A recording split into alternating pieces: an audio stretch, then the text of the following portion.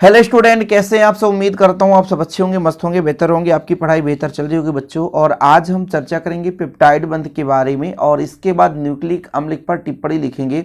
साथ में न्यूक्लिक अम्ल के प्रकार, डीएनए आरएनए के बारे में चर्चा करेंगे। डीएनए का जो संरचना है, डबल हेलिक्स संरचना, उसके बारे में चर्चा करेंगे। साथ में बच्चों डीएनए और आरएनए में अंतर यहाँ पर हम आपको क्लियर करेंगे। तो कितने टॉपिक हो गए कुल मिलाकर के। हम इस समय जैव अणु के चैप्टर जो चल रहा है बच्चों, उसमें जितने भी टॉपिक हैं मैक्सिमम लॉन्ग वीडियो के माध्यम से आपको प्रोवाइड कर रहे हैं ताकि आप लोगों का तैयारी बेहतर हो सके। तो चलिए बच्चों शुरू करते हैं। सबसे पहले आप लोग आज देखेंगे पेप्टाइड बंध। एक प्रकार से बंध है जिस प्रकार से भाई परमाणुओं के बीच बंध का निर्माण होता है, यौगिक बनते हैं, उसी प्रकार से यहाँ पर कार्बनिक यौगिक, जटिल कार्बनिक यौगिक आपस में बंध बनाएंगे। तो भाई साहब यहाँ पर देखो पेप्टाइड बंध कैसा होता है। तो जिस प्रकार से बच्चों एक एमाइड बंध का निर्माण होता है, उसी प्रकार पेप्टाइड बंध का निर्माण होता है।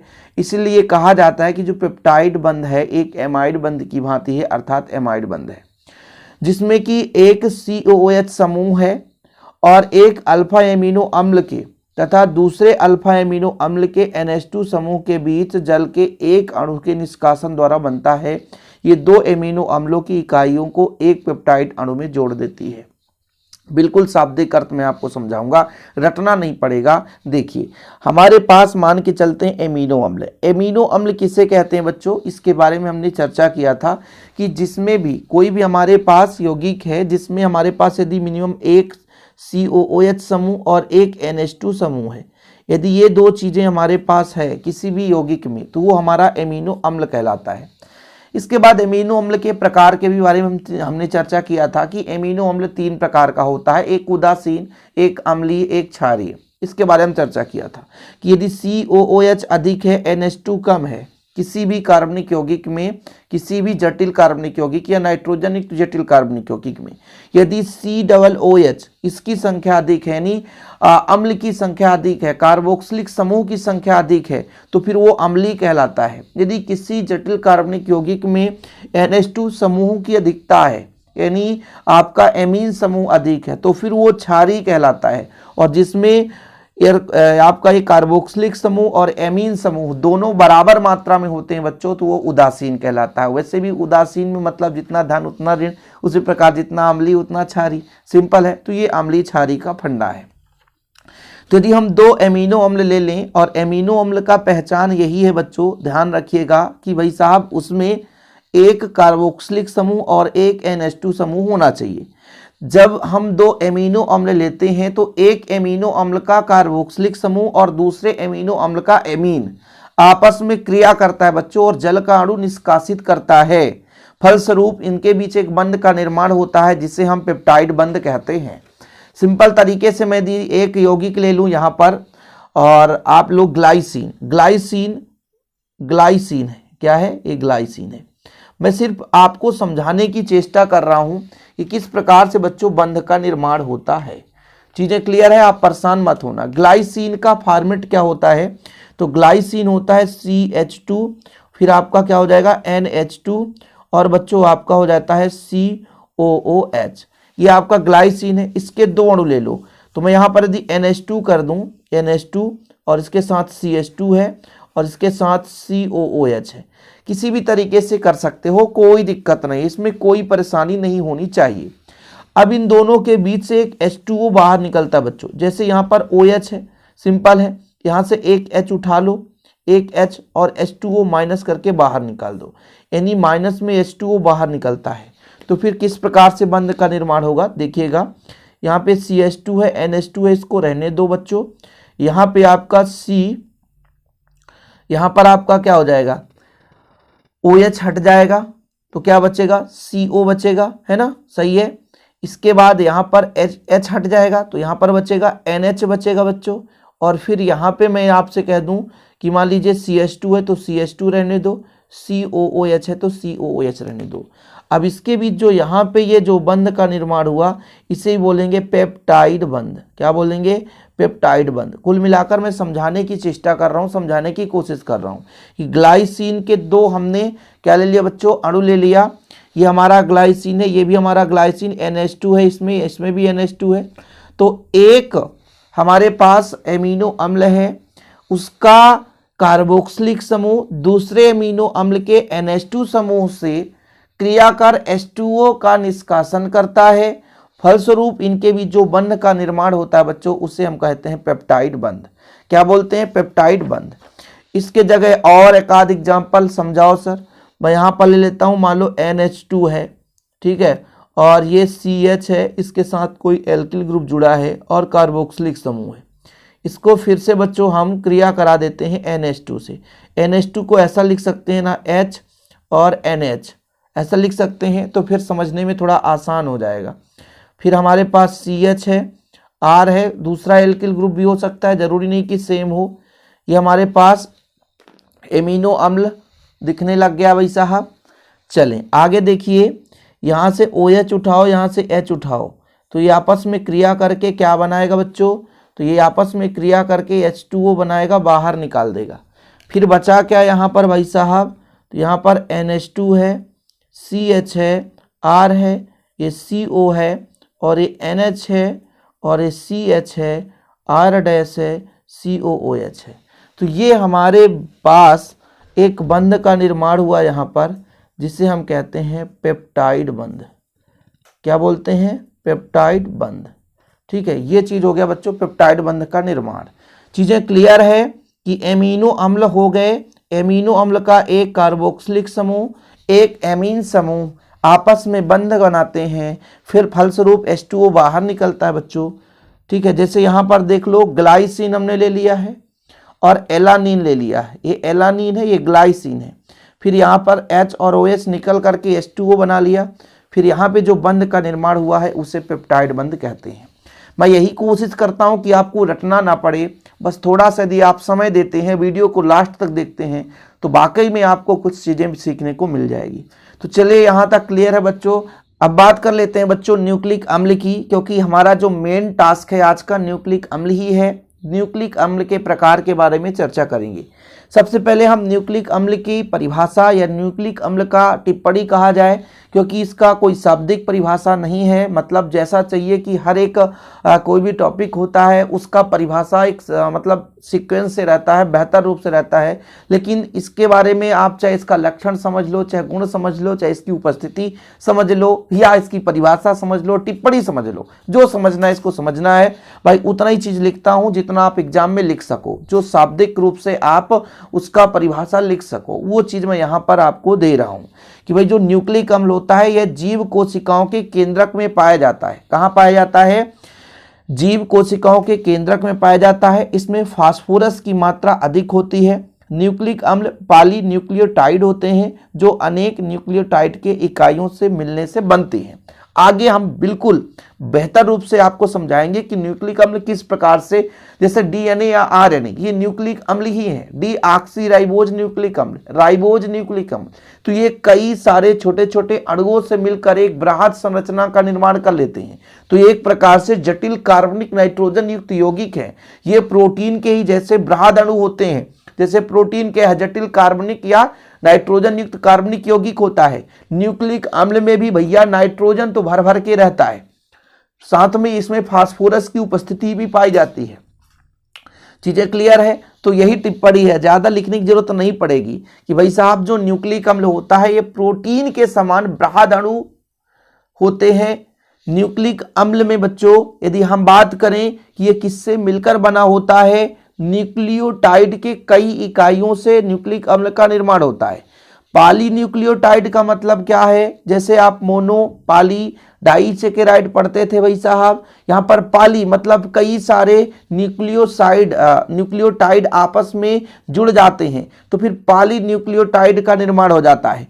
तो भाई साहब पॉलीन्यूक्लियोटाइड ही न्यूक्लिक अम्ल है।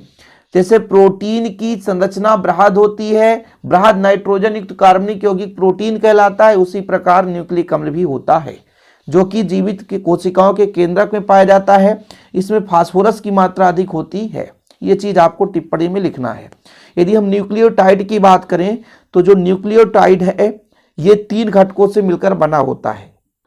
पहला यदि हम बात करें कि पहला कौन सा बच्चों, तो एक फास्फेट समूह से, दूसरा पेंटोज राइबोज शर्करा या डीऑक्सीराइबोज से, तीसरा विषम चक्री बेस पिरामिडीन में थायमीन, यूरेसिल, साइटोसिन आता है, और बच्चों प्यूरिन में एडानिन और ग्वानिन आता है।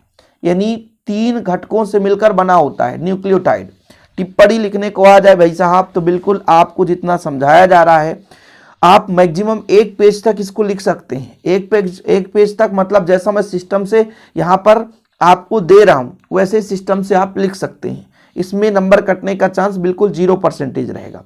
भाई सबसे पहले आपको दिया जाएगा कि टिप्पणी लिखो, तो टिप्पणी में आप लिख सकते हो कि जो हमारे पास न्यूक्लिक अम्ल है ये प्रोटीन के समान एक बृहद अणु है जो कि जीवित कोशिकाओं के केंद्रक में पाया जाता है। इसमें फास्फोरस की मात्रा अधिक होती है। न्यूक्लिक अम्ल मुख्य रूप से पॉलीन्यूक्लियोटाइड होते हैं। पॉलीन्यूक्लियोटाइड का मतलब क्या हो गया, न्यूक्लियोटाइड की कई इकाइयां आपस में जुड़ जाती हैं तो पॉलीन्यूक्लियोटाइड का निर्माण हो जाता है। फिर बात आ जाती है कि न्यूक्लिक अम्ल 2 प्रकार के होते हैं, डीएनए, आरएनए। तो इनमें मुख्य रूप से कौन कौन से घटक होते हैं, तो जो भी हमारे पास न्यूक्लिक अम्ल होंगे वो 3 घटकों से मिलकर बने होंगे बच्चों। एक तो आपका घटक फास्फेट समूह, बिल्कुल अभी इसका मैं स्ट्रक्चरल फॉर्मेट आपको दिखाऊंगा कि फास्फेट समूह क्या है भाई साहब। पेंटोज राइबोज शर्करा या डीऑक्सी राइबोज, मतलब आपको जिस प्रकार से शर्करा का एक चक्रीय संरचना आपको दिखाया गया था वही चक्रीय संरचना यहाँ भी आपको मिलेगा कि पेंटोज राइबोज शर्करा क्या है। पेंटोज मतलब 5 कार्बन युक्त, डीऑक्सी राइबोज भी दोनों दिखाऊंगा, बिल्कुल चिंता ना करें। विषम चक्रीय बेस, जैसे हम बात करते हैं पिरिमिडीन में 3 बेस, थायमीन, यूरेसिल, साइटोसिन, और भैया प्यूरिन की बात करें तो एडेनिन, ग्वानिन। अब जैसे आ जाएगा कि प्यूरिन समूह का निम्न में से कौन कौन सा है, तो एडेनिन आ जाएगा, ग्वानिन, 4 ऑप्शन दे देगा, थायमीन, यूरेसिल, साइटोसिन, एडेनिन। तो भाई साहब आप कहोगे कि जो प्यूरिन है वो एडेनिन है। आ गया पिरिमिडीन, इनमें से कौन सा नहीं है, 3 ऑप्शन दे देगा, थायमीन, यूरेसिल, साइटोसिन, और चौथे में दे देगा मान लो ग्वानिन, तो ग्वानिन पिरिमिडीन नहीं है। ऑब्जेक्टिव ऐसे ही क्वेश्चन बनते हैं।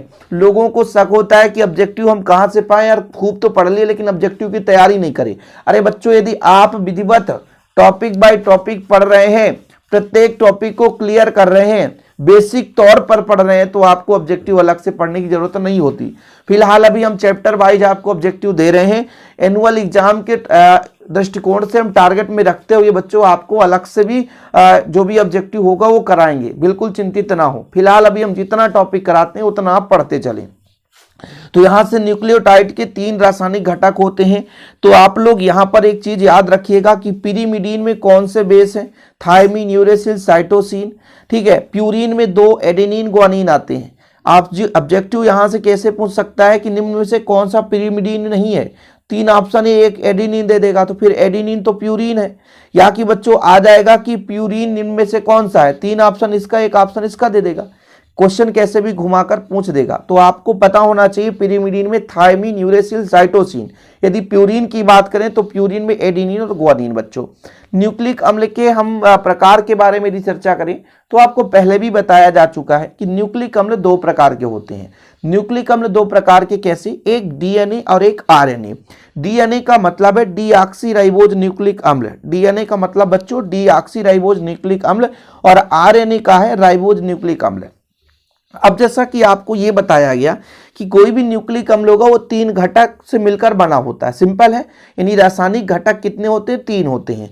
तो ये जो हमारा डीएनए है, डीएनए मतलब डीऑक्सी राइबोज न्यूक्लिक अम्ल, इसके भी 3 घटक होंगे। यहां से एक ऑब्जेक्टिव क्वेश्चन बन जाता है कि डीएनए का पूरा नाम लिखिए, तो डीऑक्सी राइबोज न्यूक्लिक अम्ल। आरएनए का आपका पूरा नाम पूछ दिया जाएगा तो राइबोज न्यूक्लिक अम्ल या राइबो न्यूक्लिक अम्ल। भाई साहब ऐसे ऑब्जेक्टिव बन जाते हैं, आप लोग लिख सकते हैं, विधिवत लिखा करो भाई साहब, समझ रहे हैं। ये जैव अणु में इतना प्रॉपर रूप से नोट्स तैयार कर आपको पढ़ा रहा हूं, आप लोग देखेंगे कि बिल्कुल 2 कॉपी आप नोट्स बना ले, कोई दिक्कत नहीं होगी। जैसा मैं नोट्स बनाकर तैयार करता हूं फिर आपको लेक्चर देता हूं, तो आप ऐसे ही स्क्रीनशॉट लेकर नोट्स बना सकते हैं। और आप चाहो कि यही नोट्स हमको चाहिए तो कॉन्टैक्ट नंबर मैं आपको हमेशा देता हूं, 96 85 29 91 49। हाँ बच्चों 100 रुपये चार्ज लिया जाता है, लेकिन प्रॉपर रूप से हैंड रिटन नोट्स आपको दिए जाते हैं। और ऑल चैप्टर के नोट्स 100 रुपये में इतना ईजी वे से मैं उपलब्ध करा रहा हूं, तो आप ले सकते हैं, बेहतर रूप से तैयारी कर सकते हैं। तो चलिए आगे बात कर लेते हैं। डीएनए का पूरा नाम यदि पूछा जाए तो डीऑक्सी राइबोज न्यूक्लिक अम्ल, ये सबको ही बता देंगे जो आज पढ़ रहा है इस लेक्चर को। भाई साहब आरएनए का पूरा नाम तो राइबोज न्यूक्लिक अम्ल। अब बात आ जाती है भाई साहब कि न्यूक्लिक अम्ल तो 3 घटकों से मिलकर बना है, ये सबको पता है। वो कौन कौन से घटक हैं? एक तो फास्फेट समूह होगा, है ना। फास्फेट समूह मतलब उसमें कहीं ना कहीं कोई फास्फोरिक अम्ल के अणु भी हो सकते हैं। दूसरा हमारा बच्चों एक पेंटोज राइबोज या डीऑक्सी राइबोज शर्करा, ये हो सकता है। और तीसरा नाइट्रोजन बेस। तो इनमें से कौन कौन से होते हैं बच्चों, याद रखिएगा। चलो, तो डीएनए की बात की जाए तो इसमें 3 घटक, एक डीऑक्सी राइबोज शर्करा रहेगा। अब इसमें राइबोज शर्करा नहीं रहेगा, डीएनए में डीऑक्सी राइबोज शर्करा रहेगा, इसलिए तो डीएनए से डीऑक्सी राइबो न्यूक्लिक अम्ल बोला जाता है। तो जो इसमें शर्करा होगा वो राइबोज शर्करा नहीं होगा बल्कि डीऑक्सी राइबोज शर्करा होगा। फास्फोरिक अम्ल के अणु रहेंगे, कोई दिक्कत तो नहीं है, फास्फोरिक अम्ल के अणु रहेंगे कुछ। नाइट्रोजन बेस रहेगा, नाइट्रोजन बेस में जैसे मैंने कहा था पिरिमिडीन बेस में 3 होते हैं, थायमीन, यूरेसिल, साइटोसिन। लेकिन जो डीएनए होता है इसमें यूरेसिल नहीं पाया जाता, याद रखिएगा। आरएनए में यूरेसिल पाया जाता है। ये बहुत बड़ा फैक्ट का क्वेश्चन बन रहा है बच्चों कि निम्नलिखित में से पिरिमिडीन बेस में से डीएनए में क्या नहीं पाया जाता। 4 ऑप्शन दे देगा और भैया एक यूरेसिल दे देगा कि निम्नलिखित में से कौन सा बेस या क्षार आपका डीएनए में नहीं पाया जाता। तो यूरेसिल नहीं पाया जाता बल्कि साइटोसिन, थायमीन, एडेनिन, ग्वानिन ये पाए जाते हैं, यूरेसिल नहीं पाया जाता। अब जो हमारा ये थायमीन होता है ये आरएनए में नहीं पाया जाता। देखो अंतर भी पढ़ोगे ना तो यहां से ही अंतर बन जाएगा। तो यहां पे आपको समझना जरूरी है बच्चों कि निम्नलिखित में से कौन सा डीएनए में नहीं पाया जाता। तो कौन नहीं पाया जाता, कौन सा क्षार है, वो यूरेसिल क्षार है जो डीएनए में नहीं पाया जाता, है ना। आरएनए में कौन नहीं पाया जाता, थायमीन। अर्थात जैसे यहां पर पिरिमिडीन बेस है साइटोसिन, थायमीन, तो जब हम आरएनए की बात करेंगे तो आरएनए में थायमीन की जगह यूरेसिल होता है। समझ रहे ना। जो हमारा रहेगा कौन सा, आरएनए में, तो आरएनए में बच्चों पिरिमिडीन बेस का थायमीन की जगह यूरेसिल होता है। तो ये ऑब्जेक्टिव यहीं से बन जाते हैं कि भाई साहब निम्न में से कौन सा बेस डीएनए में नहीं पाया जाता तो यूरेसिल नहीं पाया जाता। यदि आरएनए में नहीं पाया जाता तो थायमीन आरएनए में नहीं पाया जाएगा। अभी डीएनए में यहाँ पे क्या है बच्चों, डीऑक्सी राइबोज है, फास्फोरिक अम्ल के अणु रहेंगे, नाइट्रोजन बेस में साइटोसिन, थायमीन और एडेनिन, ग्वानिन होता है। थोड़ा बहुत आरएनए में भी आपको लिखना है कि आरएनए में राइबोज तथा nitrogen base adenine, guanine, uracil और साइटोसिन होता है।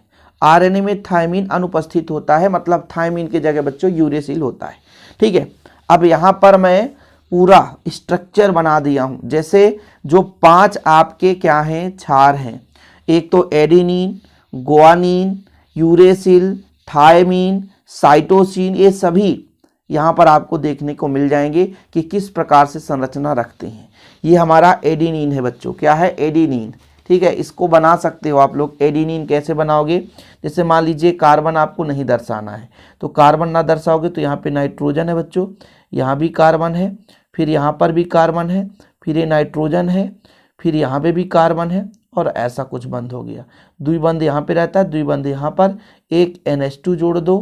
ठीक है, यहाँ पर आपका हाइड्रोजन भी नहीं जोड़ना है। ठीक, फिर यहाँ पे बच्चों आपका N है, द्विबंध से कार्बन है, यहाँ पे द्विबंध जुड़ा है, फिर यहाँ पे N है, फिर ये कार्बन से इस प्रकार से जुड़ा है और H आपको तो लिखना ही नहीं। हाँ, N के साथ जो H जुड़ा है जोड़ सकते हो, तो इसको इस फॉर्मेट में भी लिख सकते हो आप लोग, क्योंकि कार्बन हाइड्रोजन को चक्रीय संरचना में नहीं दर्शाओगे तो भी बराबर काम चलेगा।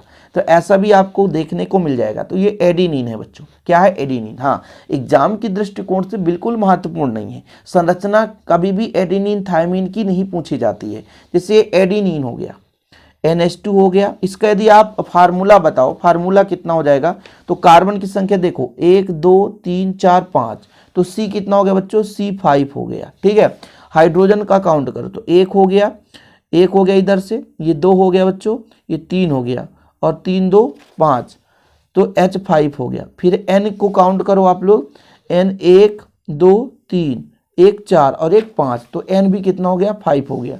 और कुछ बचा क्या, नाइट्रोजन देख लो, काउंट कर लो, 1 2 3 4 5, बिल्कुल सही है। हाइड्रोजन 1 2 3, ठीक है, और ये हमारा 2 यहाँ पे जुड़ गया तो कितना हो गया, नाइट्रोजन हाइड्रोजन सब 5 5 दिख रहे हैं, लेकिन यहाँ पे एक बैलेंसी नज़र नहीं आ रही। इस नाइट्रोजन की बैलेंसी 3 होनी चाहिए तो नहीं आ रही, तो यहाँ पर आपका द्विबंध होगा, क्योंकि ये कार्बन के साथ, वही तो मैं सोच रहा था भाई, ये आपका H5 हो जाएगा। ठीक है, H5 और N5 भी हो गया, ये हमारा आप सही हो गया स्ट्रक्चर। ठीक है, तो ये हो गया हमारा एडेनिन का। कोई दिक्कत तो नहीं है बच्चों। चलो यहाँ पर बोला गया 6 नंबर पर एमीन जुड़ा है ना।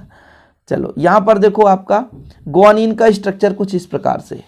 ग्वानिन में क्या है, NH2 को हटा दो और यहाँ पे द्विबंधयुक्त ऑक्सीजन जोड़ दो। यदि एक संरचना आपसे बन जाएगा तो दूसरा संरचना भी आसानी से बन जाएगा, कोई रोक टोक नहीं है, बहुत ही सिंपल है। समझ रहे हो भाई साहब कि भाई साहब हमने कहा यहाँ पर NH2 है, NH2 को हटा दो और यहाँ पर आप क्या जोड़ दो, ऑक्सीजन, तो एडेनिन के जगह ग्वानिन हो जाएगा। ग्वानिन में ऑक्सीजन होता है 2 एमिनो 6 ऑक्सीप्यूरिन। अब हमारा यूरेसिल होता है बच्चों इस प्रकार से, यहाँ पर देख लो कितने कार्बन है, तो 5 कार्बन इसमें भी है, नाइट्रोजन 1 है, यहाँ पर हमारा हाइड्रोजन, यहाँ द्विबंध से ऑक्सीजन, द्विबंध से ऑक्सीजन, तो ये यूरेसिल है। यूरेसिल, अब यूरेसिल है। यदि मैं थायमीन की बात करूं तो थायमीन में क्या होता है, यहाँ पे इस H के जगह CH2 जोड़ दो तो थायमीन हो जाता है। क्या बच्चों, थायमीन। यहाँ पे यदि आप H के जगह क्या जोड़ दो, CH2 नहीं, CH2 में वैलेंसी सही नहीं होगा, CH3 होगा, क्योंकि एल्किल ग्रुप CH3 होता है। तो इस कार्बन के साथ जो हमारा मान लीजिए कुछ इस प्रकार से ये है, यहाँ पे नाइट्रोजन है, तो यदि आप यहाँ पे जोड़ दो क्या, CH3, तो ये हमारा थायमीन बन जाता है। द्विबंध से ऑक्सीजन, हाइड्रोजन जोड़ने की आवश्यकता नहीं है, ऑक्सीजन जोड़ दो, यहाँ पर H जोड़ दो और यहाँ पर हाइड्रोजन जोड़ने की आवश्यकता नहीं है। तो ये हमारा बच्चों CH3 यदि जुड़ा है, यहाँ पे CH3 जुड़ा है यदि, तो ये हमारा हो जाएगा थायमीन। क्या हो जाएगा, थायमीन। और लेकिन यदि इस ऑक्सीजन को हटाकर NH2 जोड़ दो तो साइटोसिन बन जाता है। H है, H को हटाकर CH3 जोड़ो तो हमारा थायमीन कहला जाता है। ऑक्सीजन को हटाकर आप यदि NH2 जोड़ दो बच्चों, NH2 जोड़ोगे तो हमारा वो साइटोसिन हो जाता है। क्या हो जाता है, साइटोसिन। चीजें क्लियर है। यहाँ पर ऑक्सीजन की जगह आप NH2 जोड़ दो तो साइटोसिन हो जाता है। तो यहाँ पर देख सकते हैं आप लोग इस स्ट्रक्चरल फॉर्मेट में भैया कि CH3 जोड़ा है हमने, तो ये थायमीन है।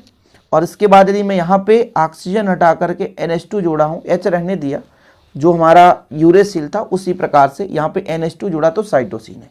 अब इन संरचनाओं को बनाने का एक सबसे बड़ा फैक्ट ये है कि आप लोगों को पता भी तो होना चाहिए किस प्रकार से जटिल यौगिक हम बोलते हैं।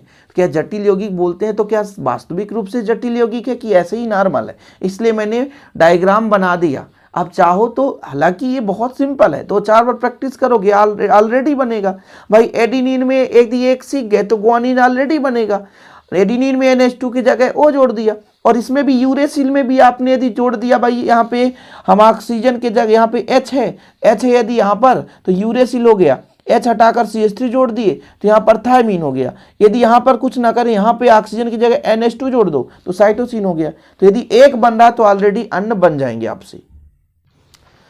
इसी प्रकार बच्चों यदि आप न्यूक्लिक अम्ल के बारे में देखोगे कि न्यूक्लिक अम्ल में शर्करा कितने पाए जाते हैं, तो 2 शर्करा पाए जाते हैं, एक राइबोज और दूसरा डीऑक्सीराइबोज। ठीक है, तो इसमें डिफरेंस क्या है बच्चों, ये भी आपका 4 कार्बन का समूह है और 1 कार्बन एक्स्ट्रा, यानी 5 कार्बन है। इसमें भी आपका यदि चक्रीय संरचना में तो कितने कार्बन है, 4 कार्बन, 1 कार्बन, ये 5 कार्बन का है। ध्यान ये देना बच्चों, यहाँ पर OH समूह H समूह सेम है, बस इसमें डिफरेंस यहाँ पे है, H है, यहाँ पर HOH है और यहाँ पर H और H है। मतलब एक तैयार होगा, दूसरा ऑलरेडी आपसे तैयार हो जाएगा। ये चीज़ आपको याद रखना है। ठीक, तो ये आपके पास राइबोज, डीऑक्सीराइबोज शर्करा है। आपको बनाना है तो बना सकते हैं, एग्जाम के दृष्टिकोण से बिल्कुल महत्वपूर्ण नहीं है। जो फास्फेट यूनिट होता है ना, तो ये 2 फास्फेट यूनिट है। ठीक है, इसका नाम यदि मैं आपसे कह दूं, इसका नाम, तो इसका नाम है राइबो न्यूक्लियोटाइड और डीऑक्सीराइबो न्यूक्लियोटाइड। ये बिल्कुल महत्वपूर्ण नहीं है, बस इतना जानो कि फास्फेट यूनिट उसमें होता है, संरचना जो बनती है उसमें फास्फेट यूनिट होता है। ये चीज आपको जानना जरूरी है बच्चों। बाकी एग्जाम के दृष्टिकोण से नहीं है, इसलिए मैं ज्यादा इसमें फोकस नहीं कर रहा हूँ। हाँ, ये संरचना ऐसा होता है, जाने रहो। ये राइबोज है, ये आपका राइबोज से बनता है भैया, और ये डीऑक्सीराइबोज से बनता है। ये राइबोज इसमें जुड़ा है और इसमें फिर फास्फोरिक अम्ल जुड़ गया। देखो यहाँ पर देखो कितने H2, फिर यहाँ पर P कितने ऑक्सीजन है, 4 ऑक्सीजन है और 2 H है, तो ये आपका फास्फोरस का अम्ल है, इसलिए तो बोला गया राइबो न्यूक्लियोटाइड है। ये डीऑक्सीराइबो न्यूक्लियोटाइड है। तो ये फास्फेट समूह आपका रहता है, इसमें परेशान होने की जरूरत नहीं है। PO4 है ना, फास्फेट समूह। ठीक, तो चलिए अब बात कर लेते हैं संरचना के बारे में। संरचना काफी महत्वपूर्ण है, जो कि हम केवल और केवल द्वितीयक या दोहरी हेलिक्स संरचना, डबल हेलिक्स संरचना या डबल हेलिक्स स्ट्रक्चर जिसे बोलते हैं, वो काफी महत्वपूर्ण है बच्चों, उसके बारे में चर्चा करते हैं। तो उसके पहले आप लोग थोड़ा सा प्राथमिक संरचना भी देख सकते हो कि प्राथमिक संरचना में क्या होता है कि हजारों न्यूक्लियोटाइड अणुओं के संयोग से जल अणुओं के बाहर निकलने पर न्यूक्लिक अम्ल बनते हैं। इस प्रकार न्यूक्लियोटाइड की एक लंबी श्रृंखला बनती है, वह क्रम जिसमें 4 नाइट्रोजनी क्षार शर्करा फास्फेट के मेरुदंड से जुड़ते हैं, न्यूक्लिक अम्ल की प्राथमिक संरचना कहलाता है। प्राथमिक संरचना में ये होता है भाई साहब कि न्यूक्लियोटाइड अणुओं के संयोग से जल का अणु बाहर निकल जाता है और एक लंबी श्रृंखला बन जाती है, मतलब कई न्यूक्लियोटाइड अणु आपस में जुड़ जाते हैं। अब इसकी संरचना मैं फिलहाल यहाँ पे बना दिया हूँ, जैसे मान के चलता हूँ यहाँ पे जो है ये देखो राइबोज है, सिंपल है, इसमें बेस है, क्षार है, इसमें आपका फास्फेट समूह है, देखो सब कुछ उपस्थित रहता है। ये आपका क्या है, एक प्रकार से ये देखो राइबोज दिख रहा है आपको, ठीक है, यहां पर आपका राइबोज है, ग्रुप है, बेस भी है, फास्फेट समूह है, ये दूसरे से जुड़ता है, फिर दूसरा तीसरे से जुड़ता है, तीसरा चौथे से जुड़ता है, चौथा पांचवें से जुड़ता है, और ऐसी लंबी श्रृंखला होती जाती है। तो ये प्राथमिक संरचना है, जो कि एग्जाम की दृष्टिकोण से बिल्कुल महत्वपूर्ण नहीं है। प्राथमिक संरचना में ये है कि न्यूक्लियोटाइड आपस में, जो न्यूक्लियोटाइड अणु जो होते हैं वो संयोग करते हैं और जल का अणु वहां से बाहर निकल जाता है। कई न्यूक्लियोटाइड, जैसे एक पहला न्यूक्लियोटाइड अणु हो गया, फिर ये दूसरा न्यूक्लियोटाइड हो गया, फिर तीसरा न्यूक्लियोटाइड हो गया। आपके बुक में भी संरचना होगी, मैं कह तो रहा हूं एग्जाम के दृष्टिकोण से इसे मत पढ़ना, लेकिन आगे जो आने वाला है डबल हेलिक्स संरचना, उसे आपको पढ़ना ही पड़ेगा। तो अब मजा आने वाला बच्चों डबल हेलिक्स संरचना के बारे में। फिलहाल अभी डबल हेलिक्स संरचना में हिंदी क्या लिखना है वो अभी मैं यहाँ पे आपको नहीं दिखाऊंगा, लास्ट में स्क्रीनशॉट लेने के लिए समय दूंगा, लेकिन अभी आप इसको बेहतर से बेहतर तरीके से समझने की कोशिश करें। डबल हेलिक्स मतलब 2 हेलिक्स, आपको समझ में आ रहा होगा, दिख रहा होगा कि भाई साहब इसमें 2 हेलिक्स दिखाई दे रहे हैं, 2 सूत्र दिखाई दे रहे हैं और एक दूसरे के विपरीत क्रम में, बिल्कुल है ना, एक दूसरे से फंसे हुए नजर आ रहे हैं, देख लो ऐसे। तो इसमें बच्चों 2 सूत्र होते हैं। 2 सूत्र का मतलब एक आपको ये सूत्र दिखाई दे रहा है और ये दूसरा सूत्र है, और एक दूसरे के विपरीत क्रम में होते हैं, यहाँ पर लिखा जाता है। वैसे इसको देखा कैसे गया, इतना सूक्ष्म होता है कोशिका में, तो कैसे देखा गया, तो एक्स किरण विश्लेषण से, जैसे नहीं कहते शरीर का एक्सरे किया जाता है, उसी प्रकार से कोशिका के अंदर जो केंद्रक में न्यूक्लिक अम्ल पाया जाता है, डीएनए का एक्स किरण विश्लेषण किया गया और देखा गया, अनुमान लगाया गया ये चीज़ें, तब इससे पता चला कि जो हमारा ये न्यूक्लिक अम्ल है, ये जो हमारा डीएनए है बच्चों, ये दोहरी सूत्र युक्त यानी दोहरी संरचना युक्त होती है, जिसमें 2 सूत्र होते हैं जो एक दूसरे के विपरीत क्रम में। अब ये पॉलीन्यूक्लियोटाइड है, ये भी पॉलीन्यूक्लियोटाइड है, ये भी पॉलीन्यूक्लियोटाइड है। पॉलीन्यूक्लियोटाइड का मतलब कई न्यूक्लियोटाइड आपस में जुड़ करके एक लंबी श्रृंखला बना लेती हैं, एक लंबी संरचना बना लेती है। तो बच्चों ये आपका पॉलीन्यूक्लियोटाइड है, बिल्कुल रेड कलर से दिखा रहा हूं, यहाँ पे जो ब्लू कलर से, ये भी पॉलीन्यूक्लियोटाइड है। ये एक दूसरे के विपरीत दिशाओं में अग्रसर होने के कारण दोहरी हेलिक्स का आकार प्राप्त होता है। दोहरी हेलिक्स मतलब एक सिंगल, और ये दूसरा हो गया तो डबल हो गया, एक दूसरे के विपरीत चलते रहते हैं तो दोहरी हेलिक्स बन जाती है। अब ध्यान ये देना है कि मान के चलते हैं, हम इसको मान के चलते हैं बच्चों कि 2 सूत्रों से बना है, एक आपका ये सूत्र हो गया, दूसरा आपका ये सूत्र हो गया। अब इन सूत्रों के अंदर भी कहीं ना कहीं जो नाइट्रोजनी बेस होती हैं, क्षार होती हैं, वो आपस में हाइड्रोजन बंध से बंधे रहते हैं। एक एक स्टेप में आप समझो, सब कुछ समझ में आएगा। क्योंकि मैंने कहा कि भाई साहब ये जो डीएनए की संरचना है वो दोहरी हेलिक्स संरचना है, इसमें 2 पॉलीन्यूक्लियोटाइड सूत्र होते हैं, ये आपके पॉलीन्यूक्लियोटाइड सूत्र हैं। मतलब जैसे मैंने रेड कलर से ब्लू कलर से यहाँ पर इंगित किया है बच्चों, तो ये रेड कलर एक पॉलीन्यूक्लियोटाइड है, दूसरा हमारा ये दूसरा कलर है, ये दूसरा न्यूक्लियोटाइड सूत्र है। ये दोनों सूत्र एक दूसरे के विपरीत दिख रहे हैं ना, ये इधर जा रहा है तो ये इधर जा रहा है, जिसके कारण दोहरी हेलिक्स का आकार प्राप्त होता है। प्रत्येक सूत्र की आधार इकाई हेलिक्स के अंदर की ओर इंगित करती है, मतलब अंदर की ओर दोनों एक दूसरे से जुड़ने का प्रयास करते हैं। अब हम प्रत्येक सूत्र में देखते हैं कि भाई जब अंदर जो ये, चूंकि ये क्या है, पॉलीन्यूक्लियोटाइड है, न्यूक्लियोटाइड में नाइट्रोजन बेस होता है, तो जो अंदर के जो बेस होते हैं, ये जो हमारा एक सिंगल सूत्र दिख रहा है, इसके अंदर जो बेस होते हैं वो हाइड्रोजन बंध, यानी जो क्षार जोड़ियां होती हैं एक दूसरे से हाइड्रोजन बंध से जुड़े होते हैं। यदि ऑब्जेक्टिव में आ जाए कि डीएनए की संरचना में, ठीक है, आपके सूत्रों के अंदर यानी पॉलीन्यूक्लियोटाइड सूत्र के अंदर जो नाइट्रोजनी क्षार होते हैं, यानी जो क्षार जोड़ियां होती हैं, किस बंध से बंधी होती है, तो हाइड्रोजन बंध से बंधी होती है। एक देख लो भैया, ये आपका एक सूत्र है, ये दूसरा सूत्र है। सूत्र के अंदर जो क्षार जोड़ी है वो किस बंध से बंधा होता है, तो हाइड्रोजन बंध से बंधा होता है। ठीक है, अब यदि मैं कह दूं कि जो मेरा ये पहला सूत्र है वो दूसरे सूत्र से भी जुड़ा होता है, जो हमारा पहला सूत्र है, एक सूत्र का मान लीजिए प्यूरीन क्षार दूसरे सूत्र के पिरिमिडीन से जुड़ा होगा, या पहले सूत्र का पिरिमिडीन जो आपका क्षार है वो दूसरे के प्यूरीन से जुड़ा होगा। ये चीज हमने पहले भी बता दिया था कि न्यूक्लिक अम्ल में दो प्रकार के क्षार पाए जाते हैं, एक आपका प्यूरीन, क्या प्यूरीन, और दूसरा पिरिमिडीन, क्या बच्चों, पिरिमिडीन। ठीक है, अब प्यूरीन में क्या क्या है, एडिनिन और दूसरा ग्वानिन, सही है। और इसमें बच्चों साइटोसिन और यूरेसिल तो पाया नहीं जाता डीएनए में, तो साइटोसिन और थायमीन, ये चीज ये आपको याद रखना पड़ेगा, एडिनिन, ग्वानिन, साइटोसिन, थायमीन। अब होता क्या है कि यदि एक सूत्र का प्यूरीन है तो दूसरे सूत्र के पिरिमिडीन से जुड़ेगा बच्चों, दूसरे सूत्र के पिरिमिडीन से। और यदि बच्चों पहले है सूत्र में यदि मान लीजिए पिरिमिडीन ले लिए हैं तो दूसरे सूत्र के प्यूरीन से जुड़ेगा। कुल मिलाकर के विपरीत क्षार से जुड़ते हैं, दूसरे ग्रुप से जुड़ते हैं, स्वयं से कोई नहीं जुड़ना चाहता है। संभावित ये रहता है बच्चों कि जो हमारा ग्वानिन है, ये जो ग्वानिन है तो किससे जुड़ता है, साइटोसिन से जुड़ता है।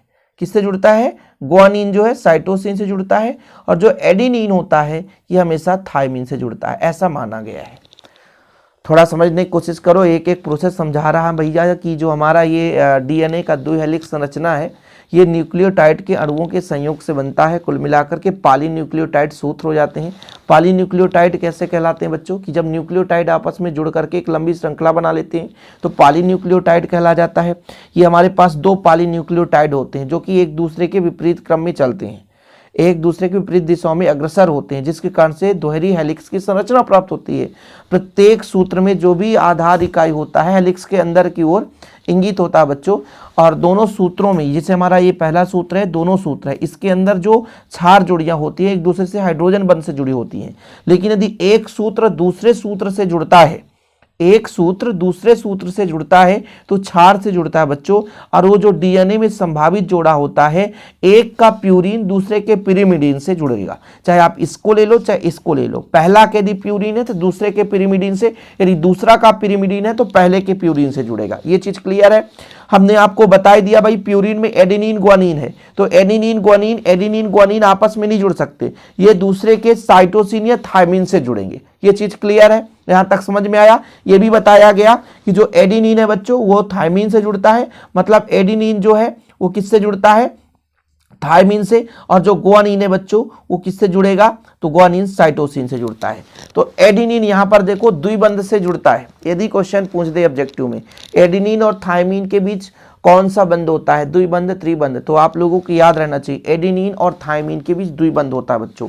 ग्वानिन और साइटोसिन इसके बीच कितने बंध होते हैं, तो 3 बंध होते हैं। मतलब यदि पहले सूत्र का एडेनिन है दूसरे सूत्र के थायमीन से जुड़ रहा है तो द्विबंध बनाएगा। यदि पहले सूत्र का ग्वानिन है और दूसरे सूत्र के साइटोसिन से जुड़ता है तो आपका 3 बंध बनाएगा। ये चीज आपको क्लियर रखना है। जरूरी नहीं है कि भाई साहब पहले का ही एडेनिन होना चाहिए, दूसरे का भी एडेनिन हो सकता है, बिल्कुल परेशान होने की जरूरत नहीं है। ये तो सिर्फ बताया गया है कि सूत्रों में यदि एक का प्यूरीन क्षार है तो दूसरे के पिरिमिडीन से ही जुड़ेगा, यदि पहले का पिरिमिडीन है तो दूसरे के प्यूरीन से जुड़ेगा। ये चीज क्लियर है बच्चों, समझ में आ गया। चलो अब इसके आगे बात कर लेते हैं। जैसे हमने कहा भाई ये दोहरी हेलिक्स संरचना प्राप्त होती है ना। इसके अंदर एक सूत्र का प्यूरिन दूसरे के पिरिमिडीन से जुड़ता है, जिससे संभावित जोड़ा गुआनिन साइटोसिन से, एडेनिन थायमिन से जुड़ता है। और बीच में भाई साहब जो एडेनिन थायमिन के बीच जो हाइड्रोजन बंध है मतलब एक प्रकार से निर्मित हो सकता है। जैसे यहाँ पर देखो एडेनिन थायमिन के बीच 2 हाइड्रोजन बंध, गुआनिन साइटोसिन के बीच भी 3 हाइड्रोजन बंध, तो बंध बना रहता है। तो हाइड्रोजन बंध आप 11th क्लास में पढ़े। अभी यहाँ पर ऐसा नहीं कहना कि सर हाइड्रोजन बंध जी और सी के बीच में होता है, नहीं यार, हाइड्रोजन का किसी प्रबल निर्विद्युतीय तत्व के साथ बंध का निर्माण होता है। ठीक, चलिए अब बात करते हैं बच्चों आगे कि जो हमारे पास यहां पर देखो जरा, ये 34 एंगस्ट्रॉन क्या है, ये 34 एंगस्ट्रॉन क्या है। यदि हम बात कर लें 3.4, भाई क्या है ये सब चीज, तो थोड़ा समझने की कोशिश करेंगे। ये जो हमारा दोहरी हेलिक्स संरचना प्राप्त होती है, तो इस हेलिक्स का व्यास कितना होता है, तो 20 एंगस्ट्रॉन होता है। ये व्यास कितना होता है, लगभग 20 एंगस्ट्रॉन होता है। ठीक है, हेलिक्स के 2 मोड़ों, यहां पर देखो, यदि एक मोड़ यहां पर आप काउंट करो, दूसरा मोड़ यहां पर, तो 2 मोड़ों के बीच की जो दूरी है, लंबाई है, एक मोड़ ये हुआ, दूसरा मोड़ ये हो गया, तो 2 मोड़ों के बीच की जो लंबाई है, जो दूरी है, वो है 34 एंगस्ट्रॉन। यानी यहां से यहां तक के बीच की जो दूरी है बच्चों, वो 34 एंगस्ट्रॉन होती है। कितनी होती है, 34 एंगस्ट्रॉन होती है 2 मोड़ों के बीच की। ठीक है, ये 2 मोड़ है, एक यहां और एक यहां। अर्थात बच्चों यदि मैं कह दूं 2 मोड़ों के बीच कितने क्षार जोड़े होंगे, तो भाई साहब याद रखो कि ये बोला गया कि भाई साहब एक क्षार दूसरे क्षार के जोड़े से 3.4 एंगस्ट्रॉन के बीच की दूरी रखता है, और टोटल जो है 34 एंगस्ट्रॉन है। तो कुल मिलाकर के कितने डिस्टेंस में, तो 10 भागों में बटेगा, मतलब 10 जोड़े होते हैं। कितने जोड़े होते हैं, 10 जोड़े होते हैं। थोड़ा समझने की कोशिश करो कि यदि मान लीजिए यहाँ पर जो डायग्राम आपको दिख रहा है, जैसे गुआनिन साइटोसिन से, थायमिन एडेनिन से, या एडेनिन थायमिन से, और साइटोसिन गुआनिन से जुड़ा है। अब कहीं भी हम 2 आपके पास देख लीजिए, यहाँ पर थायमिन एडेनिन है, एडेनिन थायमिन है, 2 जोड़े हैं यहाँ पर, है ना, और 2 जोड़ों के बीच की दूरी 3.4 एंगस्ट्रॉन है। तो इस प्रकार से ये बोला गया कि जब टोटल दूरी 34 एंगस्ट्रॉन है और 2 क्षार के बीच, मतलब 2 जोड़े क्षार के बीच 3.4 एंगस्ट्रॉन है, तो कुल कितने क्षार जोड़े हो सकते हैं, तो यहाँ पर कुल 10 जोड़े जो है क्षार जोड़े हो सकते हैं, है ना। ये चीज आपको क्लियर है कि 2 मोड़ों के बीच या 2 कुंडलन के बीच, कुंडलन कह सकते हैं 2 मोड़, एक ये कुंडलन हो गया, एक दूसरा कुंडलन ही, तो 2 कुंडलन के बीच की दूरी 34 एंगस्ट्रॉन होता है, यह माना जाता है। और 2 कुंडलन या प्रत्येक मोड़ पर कुल कितने जोड़े क्षार होते हैं बच्चों, तो 10 क्षार जोड़े उपस्थित होते हैं। फिर यह भी बोला गया कि इसका व्यास लगभग बच्चों 20 एंगस्ट्रॉन का होता है। इतना आपको तैयार कर लेना है, बस, इसके अलावा कुछ नहीं। संरचना आपको और आगे ऐसे बना सकते हो, बस एक में ही बताया गया कि यदि पहले का गुआनिन है तो साइटोसिन से जुड़ेगा, यदि पहले का थायमिन है तो एडेनिन से जुड़ेगा, यदि पहले का एडेनिन है तो थायमिन से जुड़ेगा, यदि पहले का साइटोसिन है तो गुआनिन से जुड़ेगा, विपरीत में जुड़ेंगे। ये चीज़ आपको कंसेप्ट में तैयार रखना है, बस इतना ही है बच्चों। फिर से एक बार चर्चा कर लेते हैं कि जो दोहरी हेलिक्स की संरचना वो कहाँ से निकली। ये भाई साहब एक्सरे यानी एक्स किरण के विश्लेषण से, मतलब एक्स किरणों का एक माध्यम बनाया गया और इसका विश्लेषण किया गया बच्चों। फलस्वरूप ये देखा गया कि डीएनए जो है, इसमें जो भी पॉलीन्यूक्लियोटाइड सूत्र होते हैं एक दूसरे के विपरीत दिशाओं में अग्रसर होते हैं। एक पॉलीन्यूक्लियोटाइड ये सूत्र है, दूसरा पॉलीन्यूक्लियोटाइड ये सूत्र है, एक दूसरे के विपरीत क्रम में अग्रसर होते हैं। एक सूत्र के अंदर जो भी नाइट्रोजन क्षार होंगे वो हाइड्रोजन बंध से बंधे रहते हैं बच्चों, और जो हमारे पास एक सूत्र है वो दूसरे सूत्र से जुड़ना चाहता है, एक सूत्र यदि दूसरे सूत्र से जुड़ना चाहता है तो वो भी बच्चों कहीं ना कहीं विपरीत क्रम के क्षार जोड़ों से संयोग करते हैं। जैसे एक सूत्र का प्यूरीन है तो सदैव दूसरे सूत्र के पिरिमिडीन क्षार से जोड़ी बनाती है। एक सूत्र का प्यूरीन है दूसरे सूत्र के पिरिमिडीन क्षार से जोड़ी बनाती है और हाइड्रोजन बंध से जुड़ जाती है। संभवतः जो हमारा एक सूत्र का गुआनिन है तो दूसरे के साइटोसिन से, यदि एडेनिन है तो थायमिन से मतलब बंध का निर्माण करता है। अब यहाँ पर देख लो, जो एडेनिन है थायमीन के साथ 2 हाइड्रोजन बंध का निर्माण करता है। ग्वानिन जो है साइटोसिन के साथ बच्चों वो कितने 3 हाइड्रोजन बंध का निर्माण करता है। यदि हम 2 क्षार जोड़ों की बात करें, यहाँ पर देखो 2 क्षार जोड़ों के बीच की दूरी 3.4 एंगस्ट्रॉन मानी गई है, 3.4 एंगस्ट्रॉन मानी गई है। 2 यहाँ पर मोड़ों या 2 कुंडलन के बीच की जो दूरी है, 2 कुंडलन के जो बीच की दूरी है वो 34 एंगस्ट्रॉन है। ठीक है। और ये बोला गया भाई साहब इस प्रकार से कि 2 कुंडलन के बीच 10 क्षार जोड़े उपस्थित होते हैं और इस हेलिक्स का व्यास, इसका व्यास लगभग 20 एंगस्ट्रॉन का होता है बच्चों। कितने एंगस्ट्रॉन का होता है? तो 20 एंगस्ट्रॉन का होता है। ये चीज क्लियर हो गया। अब आपको क्या क्या लिखना है मैं स्क्रीनशॉट लेने के लिए आपको समय दे दूंगा, आप लिख सकते हैं। तो ये आपको द्वितीयक दोहरी हेलिक्स संरचना है बच्चों, आप लोग बेहतर रूप से स्क्रीनशॉट ले लो, इसमें आपको ज़्यादा परेशान होने की जरूरत नहीं है। जो मैंने अभी आपको समझाया वही चीज़ स्क्रीनशॉट लेना है। चीज़ें क्लियर है? ले लिए स्क्रीनशॉट। इसको आगे बढ़ा दूं थोड़ा सा, इसका स्क्रीनशॉट ले लो आप लोग। कंप्लीट। तो ये हमारा डीएनए की संरचना कंप्लीट हो गई बच्चों। अब हमारा एक और फंडा बचा है यहाँ पर, वो आरएनए है और साथ में बच्चों डीएनए और आरएनए में अंतर। तो आरएनए वैसे एग्जाम के दृष्टिकोण से यदि मैं एमपी बोर्ड में बात करूं तो एमपी बोर्ड में बहुत ही कम बार पूछा गया है। कभी कभी पूछ दिया जाता है आरएनए कितने प्रकार के होते हैं। तो आरएनए 3 प्रकार का होता है। एक संदेश वाहक, ठीक है, जिसे एमआरएनए कहते हैं। दूसरा राइबोसोमल, जिसे आरआरएनए कहते हैं। तीसरा है ट्रांसफर, है ना, जिसे टीआरएनए कहते हैं। तो 3 प्रकार के आरएनए पाए जाते हैं बच्चों, है ना। तो यहाँ पर हम भी थोड़ा सा डीएनए के बारे में देख लो, बाकी हम तो कंप्लीट करेंगे आरएनए को भी। तो आरएनए में आपका 2 मिनट का समय लगेगा, फटाफट इसको रिवाइज कर लेते हैं, क्योंकि यदि क्वेश्चन पूछ ही दिया जाए बच्चों की आरएनए पर टिप्पणी लिखो तो फिर आप कहोगे सर आरएनए तो पढ़ा ही नहीं, डीएनए बस पढ़ाकर निकल गए। चलो, आरएनए का पूरा नाम होता है राइबोज न्यूक्लिक अम्ल, ये चीज आपको बताया गया। और आपको ये भी बताया गया जो इसमें नाइट्रोजन बेस पाया जाता है वो क्या क्या पाया जाता है बच्चों। तो आरएनए में आपके यूरेसिल होता है। क्या होता है? यूरेसिल। पेन भी नहीं चल रहा है आज। चलो, यूरेसिल होता है। क्या? यूरेसिल। किसके जगह में? जैसे डीएनए में थायमीन होता है, वो थायमीन की जगह में यूरेसिल होता है बच्चों, याद रखिए। क्या होता है? यूरेसिल। ठीक है। तो इसका पूरा नाम है राइबोज न्यूक्लिक अम्ल या राइबो न्यूक्लिक अम्ल। आरएनए कुछ पौधों एवं वायरस में जेनेटिक पदार्थ के रूप में कार्य करते हैं। वैसे डीएनए जेनेटिक का काम करता है, लेकिन आरएनए कुछ वायरस में जेनेटिक के पदार्थ के रूप में कार्य करते हैं। अन्य जीवधारियों में डीएनए के साथ पाया जाता है। कहने का मतलब जो जेनेटिक गुण होता है, जेनेटिक गुण का मतलब जैसे आपके पापा लंबे हैं तो आप भी लंबे हो, ठीक है। मम्मी मान लो सांवली है तो आप भी सांवले हो। आप मतलब गोरे हैं, यदि आपके घर में पापा गोरे हैं तो आप गोरे हैं। ऐसा होता है ना कि किसी को मम्मी का मतलब जो भी चेहरा है रूपरेखा मिल जाता है, किसी को पापा का रूपरेखा मिल जाता है। यही होता है आनुवांशिक गुण, ठीक है। इसी से तो कहते हैं डीएनए चेक करवाओ। कभी यदि 2 स्त्री या पुरुष के बीच में कहीं ना कहीं देह संबंध में यदि कहीं ना कहीं केस पड़ता है तो फिर डीएनए का चेकअप सुने होंगे आप लोग, डीएनए टेस्ट। यदि कभी बोल दिया भैया मेरा बेटा नहीं है, कभी ऐसा कंडीशन देखने को मिल जाता है, सुनने को मिल जाता है, न्यूज में आप लोग सुनते होंगे कि किसी ने कहा ये मेरा बेटा नहीं है, तो भाई बोले आप तुम्हारा बेटा नहीं है तो डीएनए चेकअप कराओ। डीएनए में कहीं ना कहीं आपके गुणसूत्र उसके गुणसूत्र से मैचिंग करेंगे। तो ये चीज होता है बच्चों डीएनए में।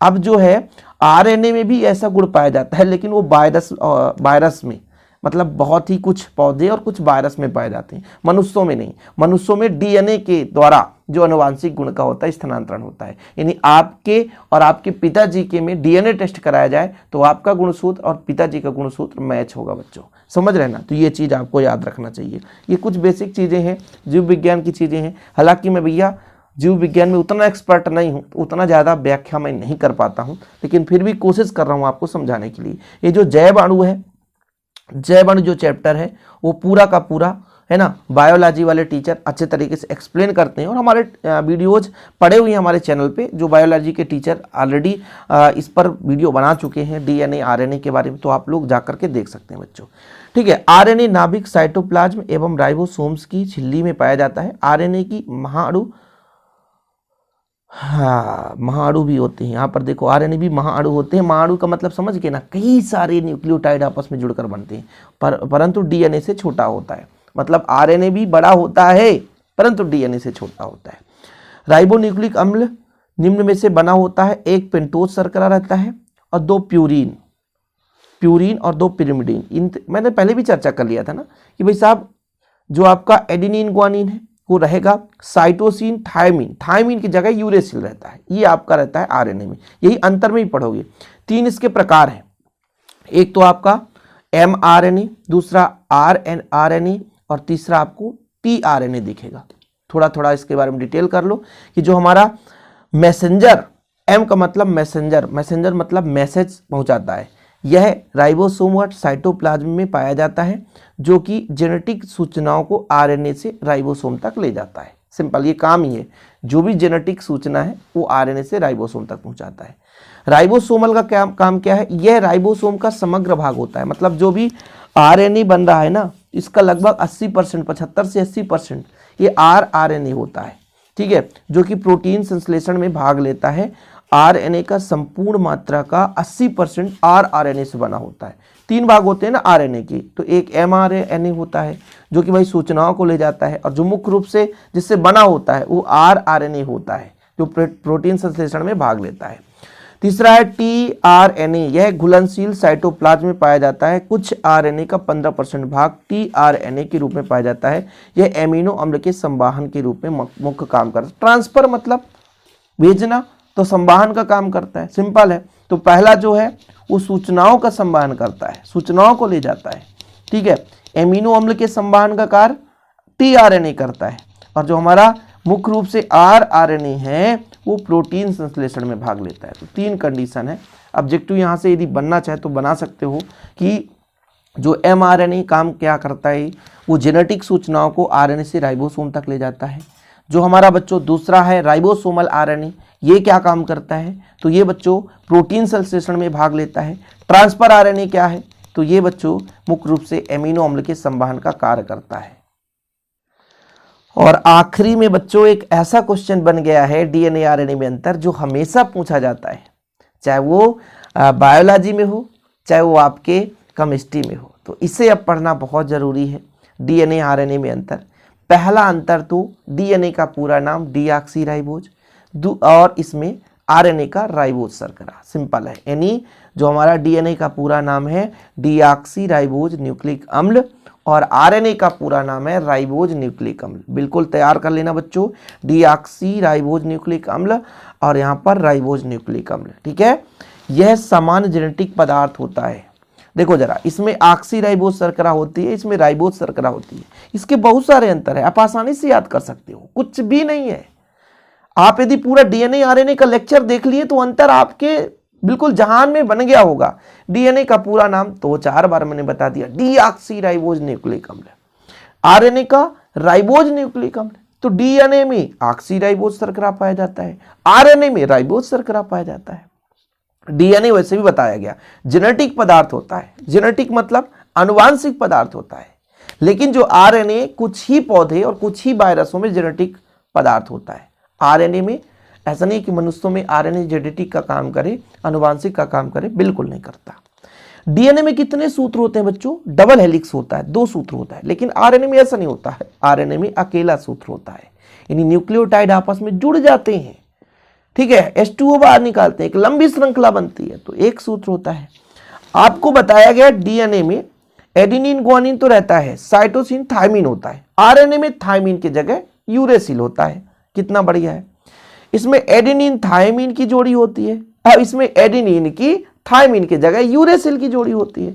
सब कुछ बन रहा है आपसे, पूरे अणु में जोड़ियां बनी होती है, मतलब जो वही जोड़ी कि मतलब एक हेलिक्स दूसरे हेलिक्स, मतलब एक सूत्र दूसरे सूत्र के साथ, इस केवल हेलिकल क्षेत्र में जोड़ी बनती है। चलो, यह केवल एक प्रकार का होता है, और आरएनए कितने प्रकार का होता है, 3 प्रकार का होता है। यह मुख्यतः क्रोमोसोम में पाया जाता है, यह नाभिक व साइटोप्लाज्म में पाया जाता है। यह संदेश में प्रयुक्त होते हैं, जेनेटिक संदेश में, और संदेशों को प्रोटीन में स्थानांतरित करता है। आरएनए जो होता है, जो भी संदेश होता है उसको प्रोटीन में स्थानांतरित कर देता है। इसमें बहुत बड़ी संख्या में न्यूक्लियोटाइड होती हैं, इसमें न्यूक्लियोटाइड की संख्या कम होती है, इसके अपेक्षा कम होती है। बाकी इसके भी जोड़े जो है कम, बहुत ही कम नहीं होते हैं, लेकिन जो डीएनए इसके अपेक्षा कम होते हैं। तो स्क्रीनशॉट ले लेना बच्चों। आज का हमारा ये काम खत्म है और अंतर तो सिर्फ इसलिए लास्ट में आपको दिखाया जा रहा है क्योंकि यदि आप तैयार नहीं किए तो अंतर स्क्रीनशॉट ले लो। बाकी यदि इसको डीपली आपने पढ़ा है तो ऑलरेडी ये पूरा आपको समझ में आ जाएगा। और आज का लेक्चर काफ़ी महत्वपूर्ण था। वीडियो पसंद आए तो लाइक करके जरूर शेयर करिएगा बच्चों, और ऐसे वीडियो पाने के लिए चैनल को सब्सक्राइब कर लें। हैंडी टेन नोट्स पाने के लिए आप कांटेक्ट कर सकते हैं 9685299149। 100 रुपीज़ चार्ज लगता है। 9685299149। जय हिंद, वंदे मातरम।